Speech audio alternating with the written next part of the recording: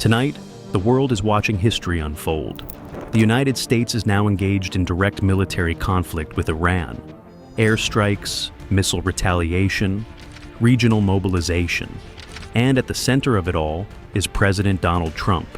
Military offensives the world has ever seen. Nobody's seen anything like it. We have hit hundreds of targets in Iran, including Revolutionary Guard facilities, Iranian air defense.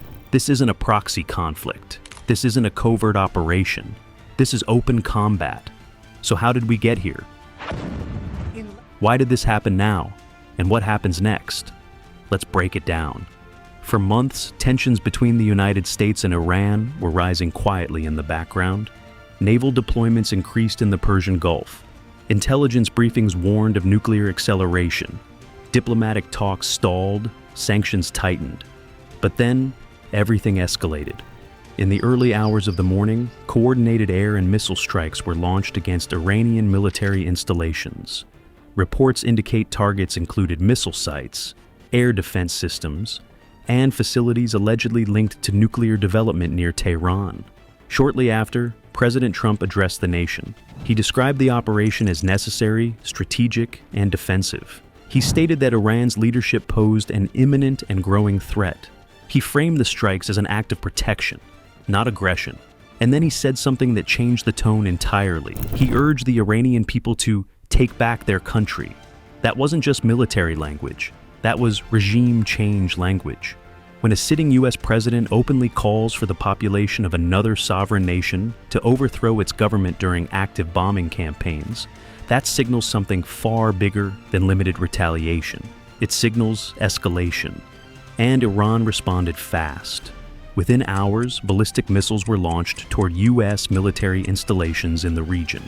Reports indicate attempted strikes on bases in the Gulf, including near Bahrain.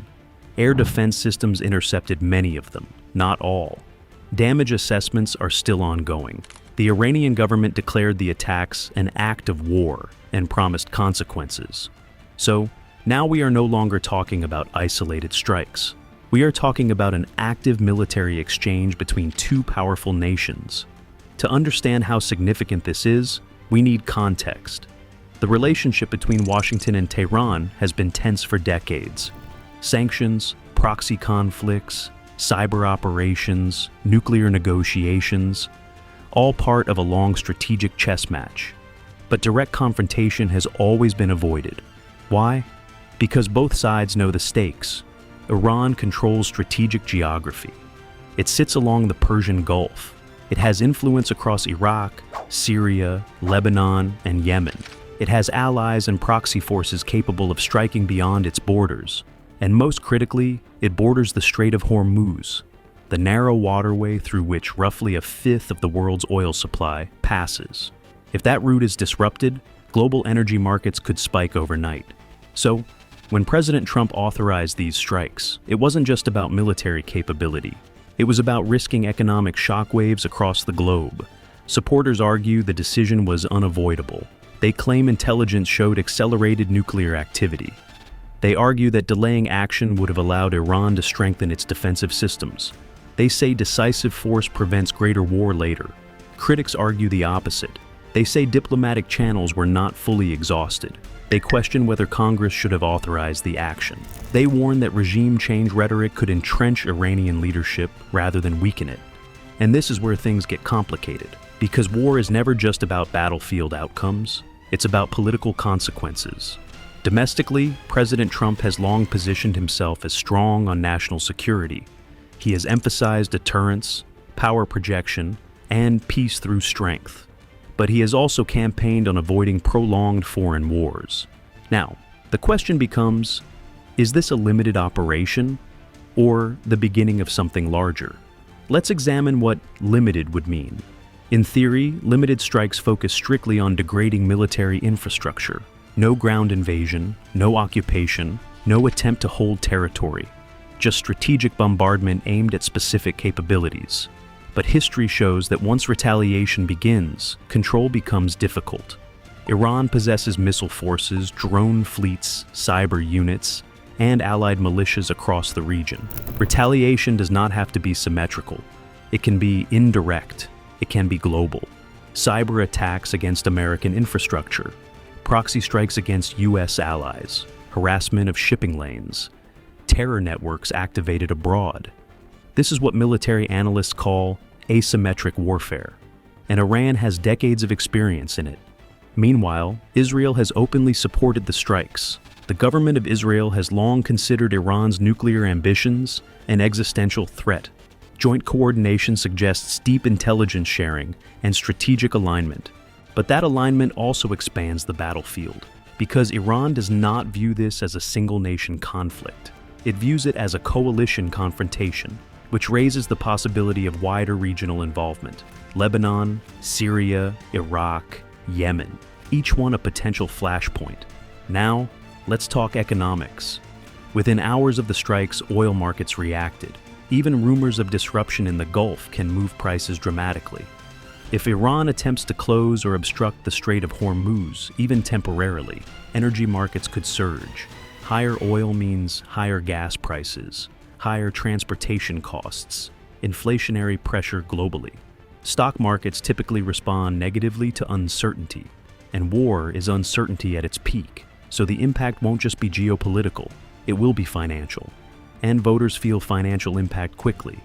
Then there's the international community. The United Nations has called for restraint and de-escalation. Leaders across Europe are urging diplomacy. The European Union released a statement emphasizing the need to avoid broader conflict. But diplomatic pressure has limits once missiles are flying. De-escalation requires both sides to pause, and neither side wants to appear weak. That's the trap of escalation dynamics. Each retaliation justifies the next. Let's look at the military realities. Iran's air defenses are layered, but not impenetrable. The U.S. military maintains advanced strike capabilities in the region: stealth aircraft, carrier groups, long-range precision missiles. But geography favors Iran defensively. Mountainous terrain, hardened facilities, underground infrastructure. Eliminating capability entirely would require sustained operations, and sustained operations increase risk. American casualties, civilian casualties, collateral damage. Each one shifts public perception. Each one increases pressure. There's also cyber warfare. Modern conflicts are not confined to physical battlefields. Critical infrastructure, power grids, financial systems, communications networks are all potential targets. Cyber retaliation is difficult to attribute quickly and difficult to defend perfectly. A prolonged digital campaign could unfold quietly while kinetic warfare dominates headlines. So, where does this go? There are several possible scenarios. Scenario 1, controlled exchange. Both sides trade limited strikes, then move toward negotiated ceasefire under international mediation. Scenario 2, regional expansion. Proxy forces enter the fight. Cross-border skirmishes intensify. Multiple nations become involved. Scenario 3, strategic escalation. Iran attempts to disrupt global oil supply. The U.S. expands targeting to command centers and leadership facilities. Scenario 4, internal instability. If domestic unrest in Iran grows during military pressure, the political landscape could shift internally. But predicting internal political movements during wartime is notoriously unreliable. External pressure can weaken governments. It can also rally populations around them. Now, let's address the political implications at home. Congressional leaders are already debating authorization authority. Some argue the president acted within executive powers. Others argue that formal authorization is required for sustained engagement. Public opinion will evolve rapidly depending on developments. Quick success with minimal casualties may bolster support. Prolonged engagement with rising costs could shift sentiment. History shows initial unity often gives way to scrutiny. And then there's the human reality. Behind every strategic map and political speech are civilians. Families in Tehran hearing air raid sirens. American service members deployed overseas. Regional populations bracing for instability. War is never abstract on the ground. It is loud, immediate, personal. At this moment, we do not know whether this becomes a brief confrontation or a defining conflict of the decade. What we do know is this: a direct military exchange between the United States and Iran reshapes the geopolitical landscape instantly. Alliances are tested, markets react, military planners adjust, diplomats scramble, and the world watches. President Donald Trump has made one of the most consequential decisions of his presidency. Supporters call it decisive leadership. Critics call it reckless escalation. History will judge it based on what happens next. Will this deter further nuclear advancement? Or will it ignite a prolonged confrontation? Will diplomacy return? Or has that window closed? Those answers won't come tonight. They will unfold in the days and weeks ahead. For now, the reality is clear. Missiles have been launched, retaliation has begun, and the path forward is uncertain. This story is still developing, and it may define the global order for years to come. There will be more updates as this continues to unfold. Hit like, subscribe, and tap the bell icon. Share your thoughts below. What do you think Trump's next move will be? Thanks for tuning in to Global Chessboard. Don't forget to check our other videos and see you on more news to come.